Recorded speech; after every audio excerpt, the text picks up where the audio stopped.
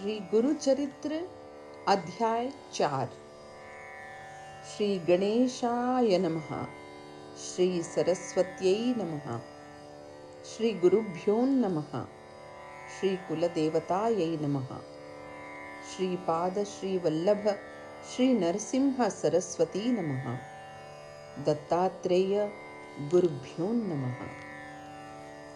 एक बार राजा यदु ने, जो कि यथार्थी के पुत्र थे, जंगल में एक अवधूत के दर्शन किए और उनसे पूछा, श्रीमान, हर मनुष्य जीवन के विभिन्न लक्ष्यों जैसे कि धर्मपरायणता, धन, इच्छाओं की पूर्ति और अज्ञान एवं दुखों से मुक्ति की पूर्ति की उत्कंठा से प्रेरित होकर उसी दिशा में प्रयास करता है, परंतु आपकी अभिवृत्ति बिल्कुल भिन्न है। आप तो प्रयास ही नहीं करते। ऐसा कहने से मेरा यह अभिप्राय नहीं है कि आप कर्म ही नहीं करते हैं, क्योंकि आप में क्षमता, निपुणता अथवा समझ का अभाव है। आप तो वास्तव में बहुत योग्य, ओजवान एवं विद्वान हैं। आप ऐसे हैं तो फिर बिना किसी भी इच्छाओं के वन में कैसे रहते हैं? यद्यपि आपके कोई भी सगे संबंधी नहीं है, फिर भी आप इतने आनंदपूर्ण एवं आत्मसंतुष्ट कैसे हैं? अवधूत ने उत्तर देते हुए कहा, मेरा आनंद एवं मेरी तृप्ति मेरे आत्मज्ञान का फल है। मैंने आवश्यक ज्ञान पूर्ण सृष्टि से 24 गुरुओं के द्वारा प्राप्त किया। तुम्हें उन्हीं का मैं यहाँ विस्तार पूर्वक उल्लेख करता हूँ। सभी प्राणी अपने पूर्व जन्मों के कर्म अनुसार ही विभिन्न भौतिक रूपों में आकर भूमि पर रहते हैं। लोग भूमि को हल द्वारा जोतते हैं, खोदते हैं और उसे अपने पांव तले रौंदते हैं।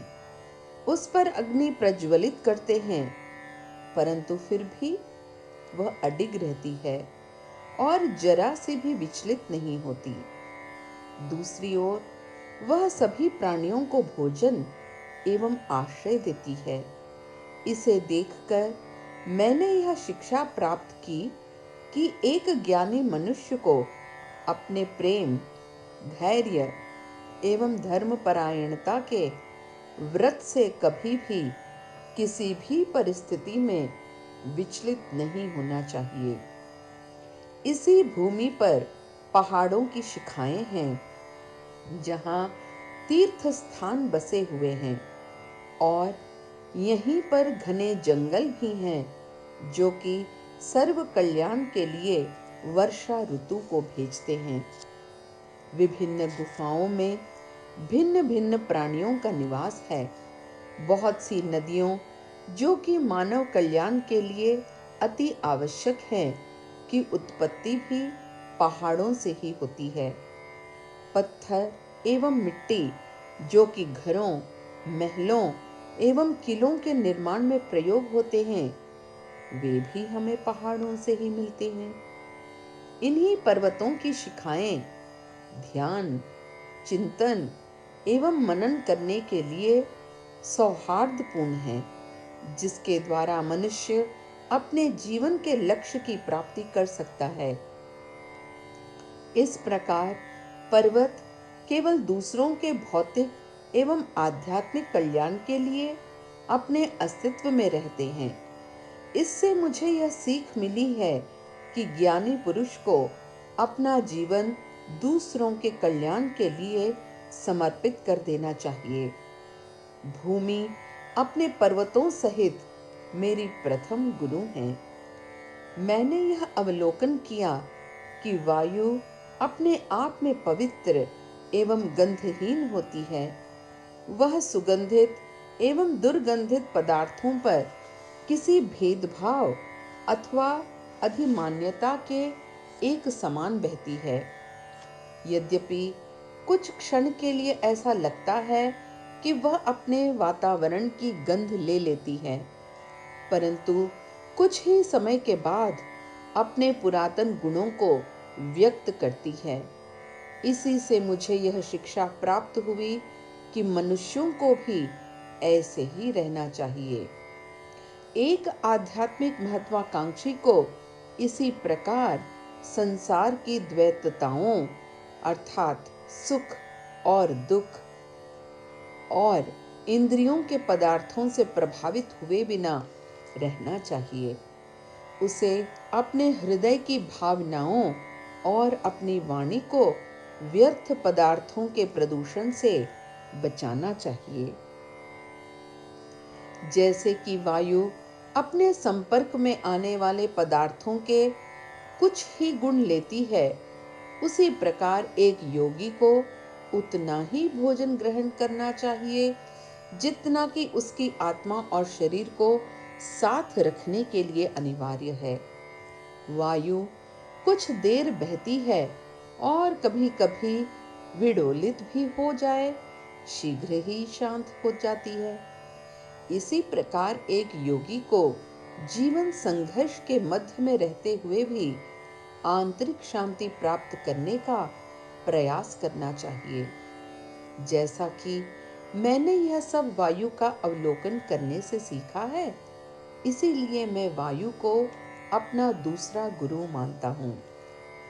मैंने यह देखा कि कभी-कभी आकाश अथवा अंतरिक्ष घने बादलों से घिर जाते हैं अथवा धूल एवं धुएं से भी भर जाता है। सूर्योदय, सूर्यास्त और रात्रि में प्रत्यक्ष रूप से वह भिन्न-भिन्न रंगों को अपना लेता है, परंतु वास्तव में सदैव ही वह अपनी रंगहीन अवस्था में होता है और किसी भी वस्तु से मलिन न होकर अछूत सा रह जाता है। इससे मुझे यह शिक्षा प्राप्त हुई कि एक सच्चे संत को भी आकाश अथवा अंतरिक्ष के समान इस संसार के तत्व संबंधी विषयों और भौतिक प्रतिक्रियाओं से अप्रभावित एवं अछूता रहकर अपनी पावनता बनाई रखनी चाहिए।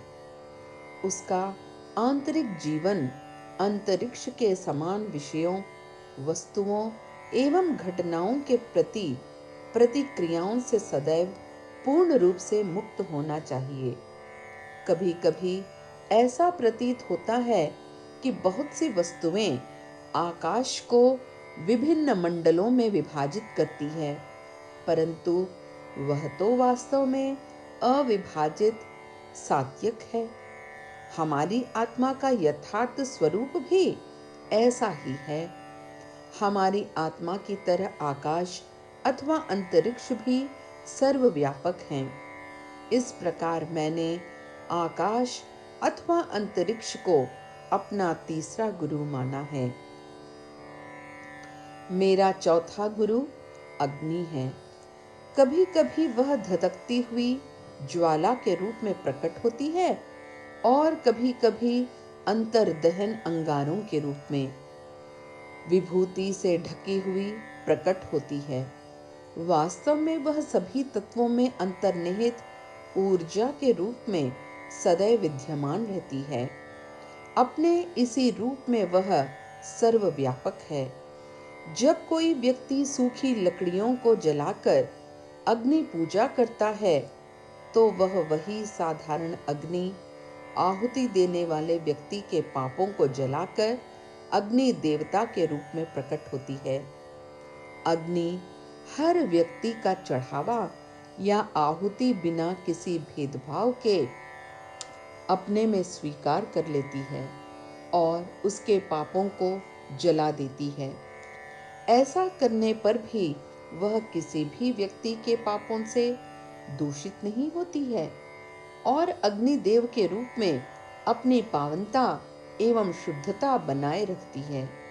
इसी प्रकार संपूर्ण ज्ञान प्राप्त संत को भी सभी व्यक्तियों से भोजन स्वीकार करके उनके पापों को नष्ट कर उन्हें आशीर्वाद देना चाहिए। अग्नि का अपना कोई विशिष्ट रूप नहीं है। जब वह अपने आप को ईंधन से जोड़ लेती है तो उसी का रूप धारण कर लेती है। इसी प्रकार परमात्मा, जो कि वास्तव में निराकार है, देवताओं, मनुष्यों, पशुओं, पेड़ पौधों आदि के भौतिक रूपों से जब जुड़ जाता है तो उसी रूप में स्पष्ट प्रकार से प्रकट होता है। इस ब्रह्मांड में सभी रूपों का स्रोत एवं उनका अंत रहस्यपूर्ण है। सभी वस्तुएं अपनी उत्पत्ति एवं अपने अंत के बीच में ही प्रकट होती हैं। उनका स्रोत और अंत परमात्मा है, जो कि शाश्वत, अपरिवर्तनीय, निराकार और सर्वव्यापक है। अग्नि के तत्व की प्रकृति भी इसी प्रकार की है। इस सत्य पर गहरा चिंतन करने से मुझे आत्मज्ञान की प्राप्ति हो गई। अग्नि विभिन्न वस्तुओं के पश्चात उन सभी को एक समान विभूति में रूपांतरित कर देती है। इसी प्रकार आत्मज्ञान सभी वस्तुओं के रूपों एवं गुणों को दृष्टि भ्रम समझकर अस्वीकार कर देता है और उनके मूल तत्व को अपनी आत्मा से अभिन्न समझता है। इस प्रकार अग्नि का तत्व मेरा चौथा गुरु है। मेरा पांचवा गुरु सूर्य है। जबकि हम अपने दैनिक जीवन में एक ही सूर्य को देखते हैं, परंतु वही सूर्य अनेक रूपों में दिखाई पड़ता है। जब वह विभिन्न जल से भरे हुए बर्तनों में प्रतिबिंबित होता है, इसी प्रकार वही एक परमात्मा विभिन्न भौतिक रूपों में प्रतिबिंबित होने पर अनेक जीवित प्राणियों का रूप ले लेता है। ग्रीष्म काल में सूर्य भूमि के जल को भाप बनाकर खींच लेता है और फिर उसी जल को सही समय पर वर्षा के रूप में भूमि पर भेजता है। इसी प्रकार ऋषि अपनी इंद्रियों द्वारा बहुत सा ज्ञान समेट लेते हैं और उचित समय पर अपने योग्य शिष्यों को वही ज्ञान प्रदान करते हैं। सूर्य की भांति वह कभी भी अहंकारी रूप से यह नहीं सोचते कि मैंने बहुत सा ज्ञान प्राप्त कर अनेक शिष्यों को प्रदान किया है। जिस प्रकार सूर्य अपने प्रकाश से हमारी दृष्टि में प्रकृति के अनेक रूपों को प्रबुद्ध करता है, उसी प्रकार ऋषि भी अपने ज्ञान प्रकाश से अपने भक्तों को सभी वस्तुओं की वास्तविक प्रकृति से प्रकाशित करते हैं। एक ही सूर्य के प्रकाश से कमल के फूल खिल जाते हैं, परंतु जल चमेली के फूल अपनी पंखुड़ियां बंद कर लेते हैं। इसी प्रकार हर व्यक्ति अपनी क्षमता के अनुसार ही ऋषियों से ज्ञान का लाभ उठाता है, जबकि वे तो सभी प्राणियों को एक समान अनुकंपित करते हैं। मुझे एक कबूतर से भी ज्ञान प्राप्त हुआ है। एक बार एक कबूतर का जोड़ा वृक्ष पर रहता था। वे बहुत ही स्नेहपूर्वक और प्रेम से अपने बच्चों का पालन पोषण कर रहे थे। एक दिन एक शिकारी ने उनके छोटे बच्चों को जाल में फांस लिया। जब उनकी माँ जंगल से अपने बच्चों के लिए खाना लेकर लौटी तो अपने बच्चों की ऐसी दुर्दशा सहन नहीं कर सकी और अपने मोहवश उसी जाल में कूदकर उनके भाग्य की हिस्सेदार बन गई। कुछ समय पश्चात नर कबूतर घर लौटा तो वह अपनी पत्नी से वियोजन सहन न कर सका और उसने भी मोहवश उसी जाल में कूदकर अपने प्राण त्याग दिए। इस पर चिंतन करने से मुझे यह ज्ञात हुआ कि मनुष्य एक बुद्धिजीवी प्राणी होते हुए भी सदैव अपने स्वत्व बोधक के लक्ष्यों में जकड़ा होने के कारण अपना आध्यात्मिक विनाश कर बैठता है। आत्मा जो कि मूल रूप से स्वतंत्र है, जब शरीर एवं इंद्रियों से स्वयं को संबंधित कर लेती है, तो वह उसी रूप की होकर जन्म मृत्यु एवं दुखों के एक अनंत क्रम में जकड़ जाती है। इसीलिए मैं कबूतर को अपना छठा गुरु मानता हूँ। अजगर बहुत ही सुस्त प्राणी है और अपना शिकार पकड़ने में भी फुर्ती नहीं दिखाता। अपने शिकार की घात में वह लेटा रहता है और जो भी प्राणी उसके पास आता है उसे वह निगल लेता है, चाहे वह उसकी भूख मिटाने में पर्याप्त हो अथवा अपर्याप्त हो। इससे मुझे यह शिक्षा मिली कि एक ज्ञानी को भोग विलास एवं अन्य सुखों से अपने आप को दूर रखना चाहिए और स्वेच्छा से जो कुछ भी उसे प्राप्त हो जाए उसे संतुष्टि एवं प्रसन्नता से स्वीकार कर लेना चाहिए। उसे सदैव आत्मचिंतन करते रहना चाहिए।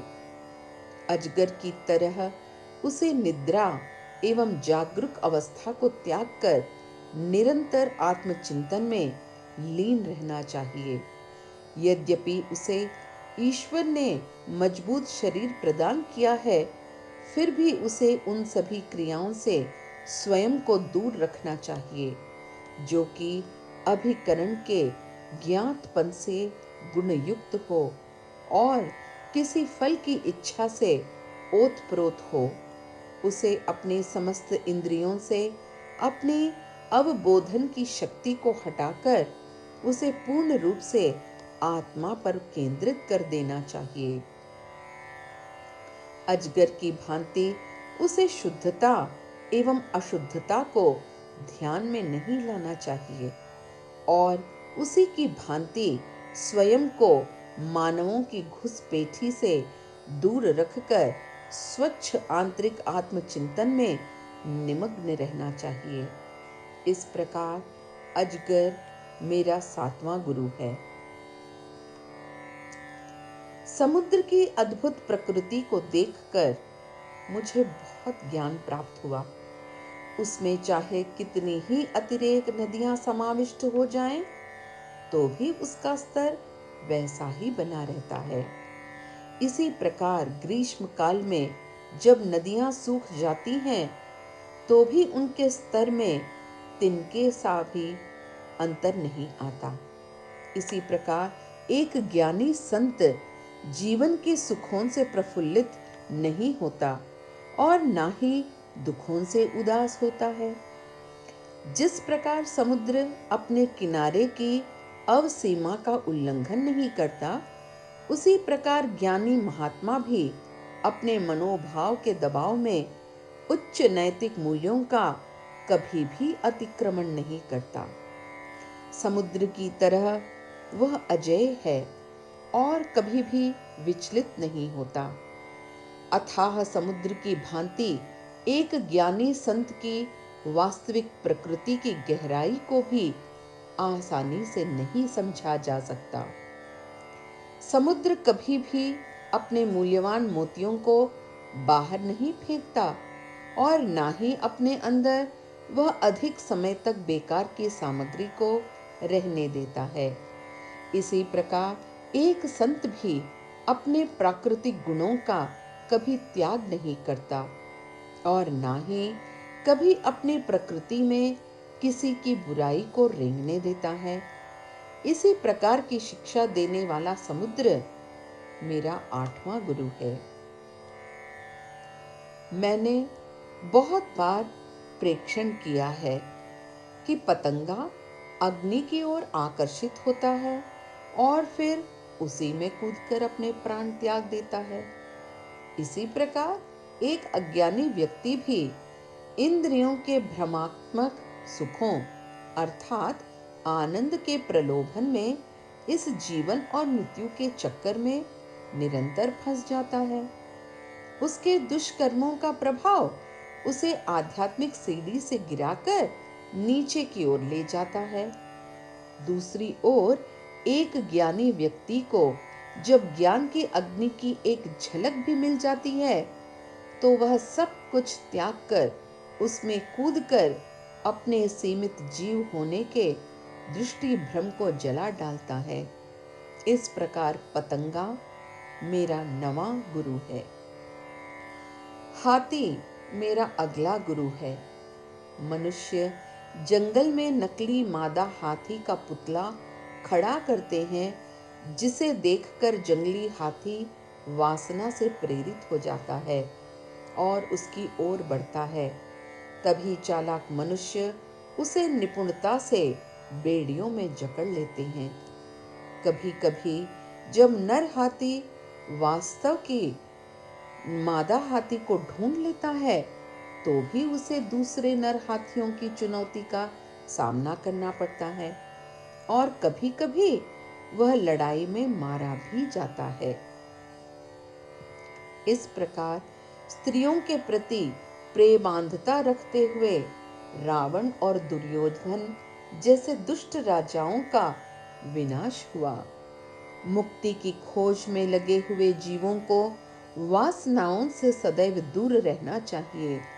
इस प्रकार हाथी भी मेरा एक गुरु है।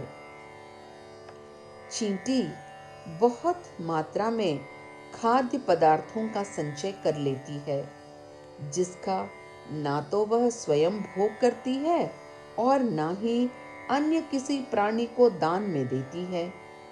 परिणाम स्वरूप अधिक शक्तिशाली प्राणी चींटियों को लूट लेते हैं। इसी प्रकार जो व्यक्ति भौतिक पदार्थों का संचयन करने में ही अपना जीवन व्यतीत करता है, वह लूट मार और हत्या का शिकार हो जाता है। परंतु चींटी से हमें कुछ सकारात्मक शिक्षा भी प्राप्त होती है। वह अत्यधिक मेहनती प्राणी है। वह सदैव कार्य करती रहती है और रास्ते में आने वाली बाधाओं को परवाह न करते हुए अपना खजाना अर्थात खाद्य पदार्थ एकत्रित करती रहती है। इसी प्रकार आत्मज्ञान की खोज में लगे हुए प्राणी को अपने लक्ष्य को प्राप्त करने के लिए अत्यधिक मेहनत करनी चाहिए। यह सत्य मुझे नन्ही चींटी ने ही सिखाया है। मछली लालच में आकर कांटे में लगे हुए भोजन को पकड़ती है और उसी क्षण उसमें फंस जाती है। इससे मुझे मनुष्य के विनाश के कारण का ज्ञात हुआ।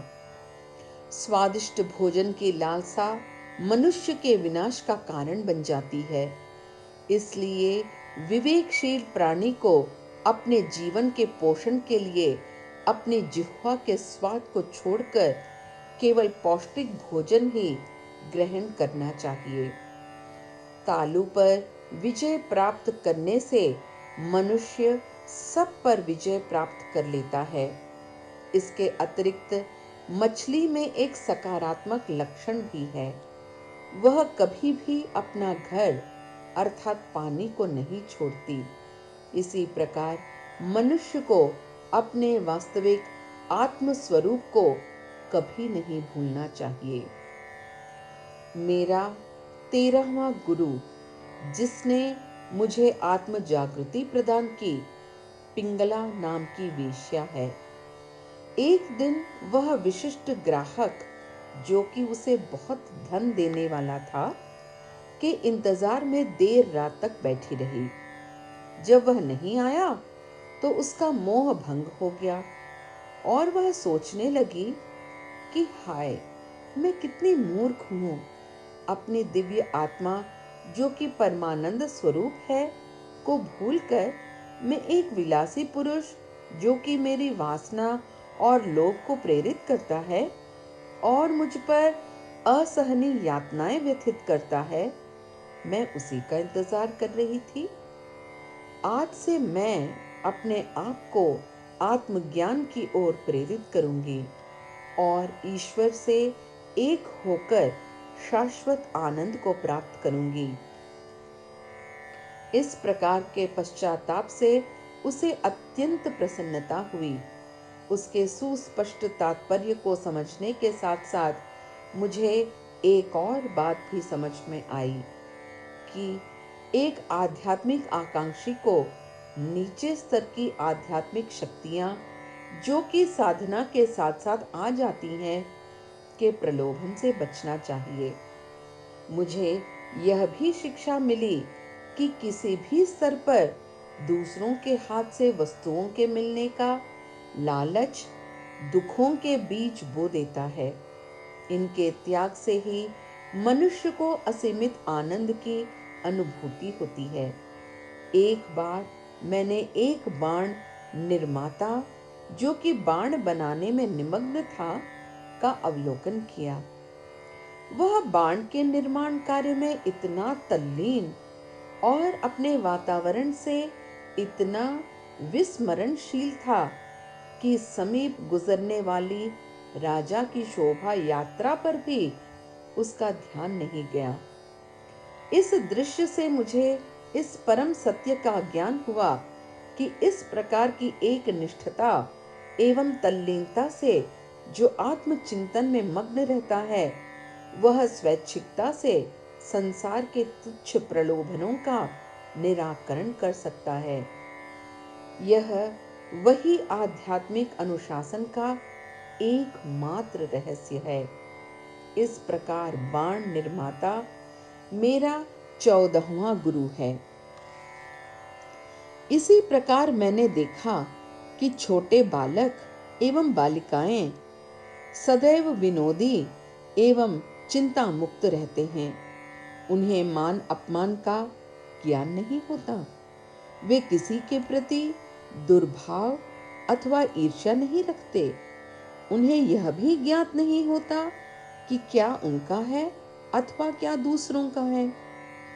उन्हें प्रसन्न रखने के लिए कोई बाहरी वस्तुएं एवं परिस्थितियों की आवश्यकता नहीं है। उनकी प्रसन्नता स्वाभाविक सृजनात्मकता से छलकती है। इससे मुझे यह ज्ञात हुआ कि एक संपूर्ण आत्मज्ञानी संत का स्वभाव भी इसी प्रकार का होना चाहिए। इस प्रकार एक नटखट सजीव बालक मेरा 15वां गुरु है। प्रकृति में सबसे अद्भुत चंद्र है। पाक्षिक रूप से वह घटता या बढ़ता रहता है और कभी रोशनी तो कभी अंधेरा कर देता है, परंतु वास्तव में चंद्र सदैव एक सा ही रहता है। वह मनुष्य की आत्मा के समान है। मनुष्य भी शिशु अवस्था, बाल अवस्था, नौजवान अवस्था और वृद्ध अवस्था से गुजरता है, परंतु उसका वास्तविक स्वरूप अर्थात आत्मा सदैव अपरिवर्तित रहती है। सभी परिवर्तन शरीर से संबंधित हैं, आत्मा से नहीं। चांद केवल सूर्य की रोशनी को प्रतिबिंबित करता है, उसकी अपनी कोई रोशनी नहीं है। इसी प्रकार मनुष्य की आत्मा भी परमात्मा के उजाले के बोध को प्रतिबिंबित करती है। इसलिए मैं चंद्र को अपना 16वां गुरु मानता हूँ। चांद सभी को शीतलता और ठंडक पहुंचाता है। इसी प्रकार सर्वज्ञानी ऋषि भी ईश्वर कृपा का संचरण करता है और जीवों के दुखों की अग्नि को शांत कर देता है। चंद्र की तरह उसे भी अपने कार्य के लिए किसी पुरस्कार अथवा मान्यता की लालसा नहीं होती। ज्ञान की खोज में विचरते हुए मैंने ये देखा कि सूर्यास्त के समय मधुमक्खी कमल के फूलों की मीठी सुगंध की ओर प्रलोभित होती है। वह कुछ देर वहां विश्राम करती है, परंतु जब कमल रात्रि के समय अपनी पंखुड़ियां बंद कर लेता है, तो उन्हीं में वह कैद हो जाती है।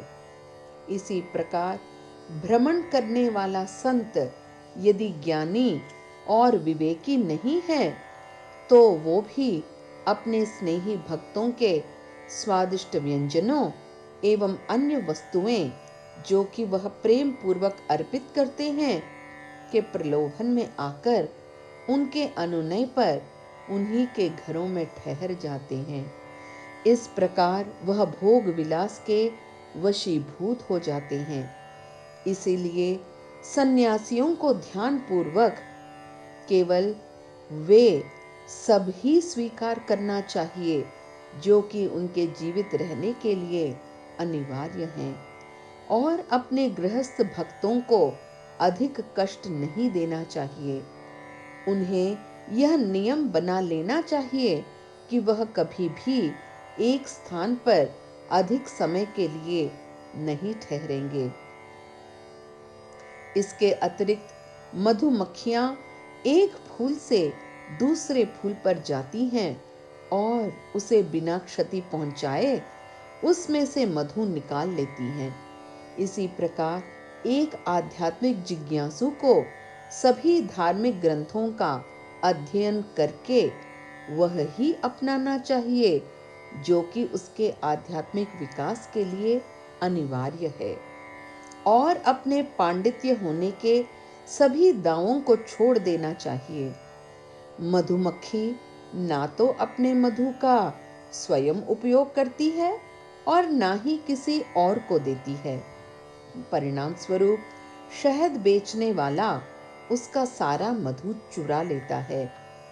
इससे स्पष्ट रूप से यह शिक्षा मिलती है कि ज्ञानी को खाद्य पदार्थों, वस्त्र आदि का संचयन नहीं करना चाहिए और अपने अगले भोजन की चिंता छोड़कर एक समय में जितने भोजन की आवश्यकता हो केवल उतना ही ग्रहण करना चाहिए।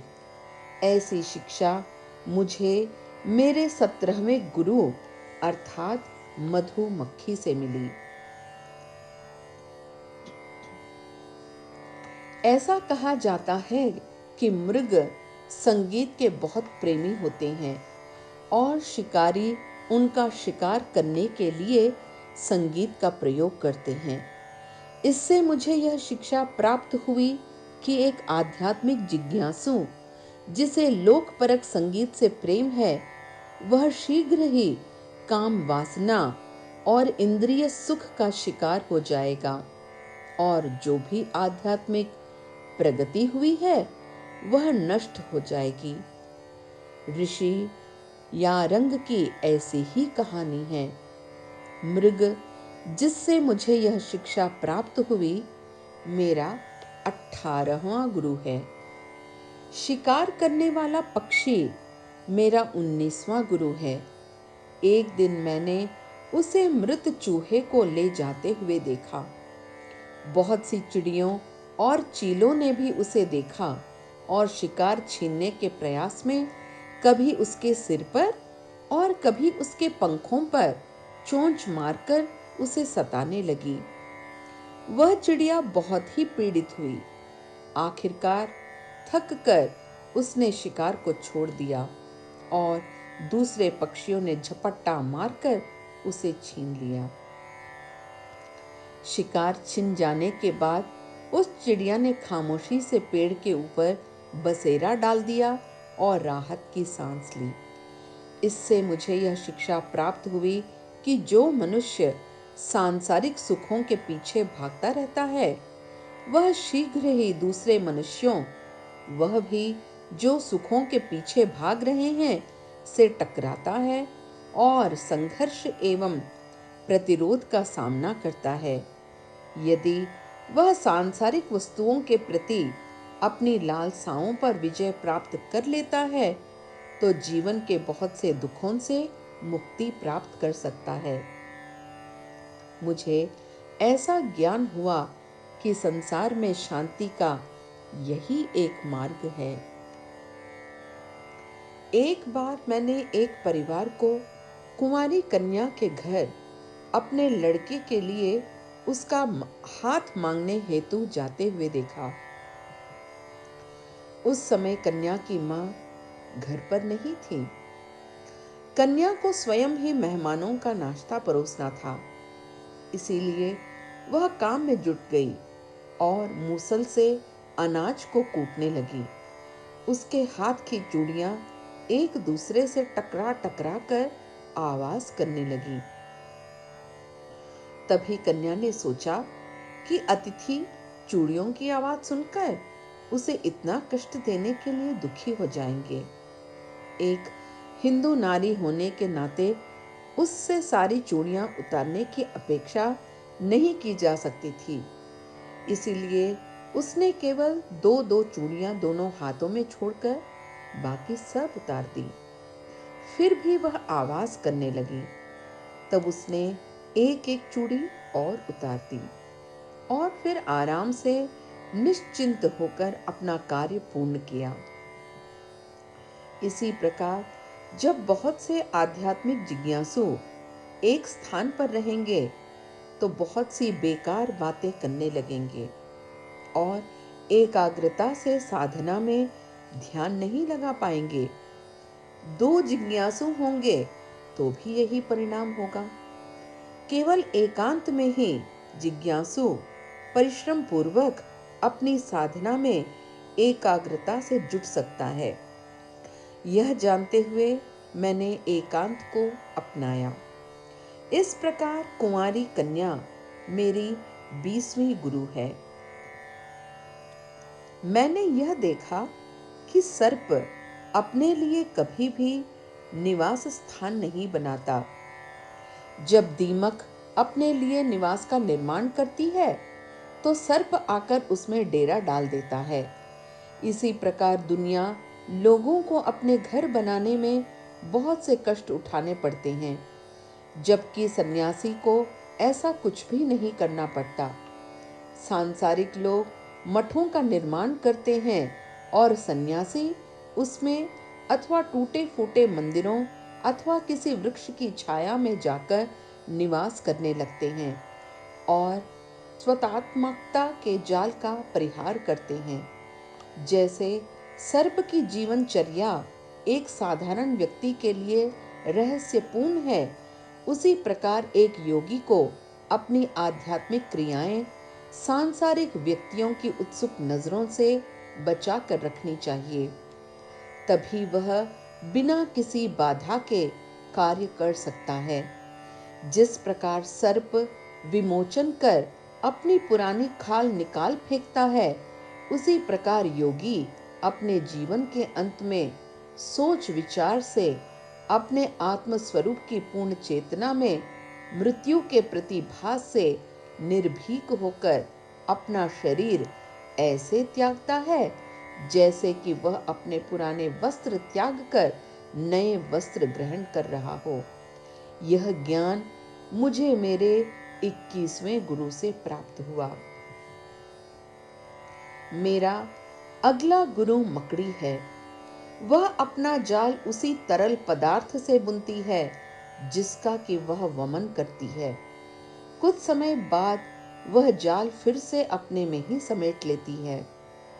ऐसी प्राचीन धारणा है कि इसी प्रकार सर्वोच्च आत्मा अपने में से ही संपूर्ण सृष्टि प्रक्षित करती है और फिर प्रलय के समय उसे अपने में ही समेट लेती है।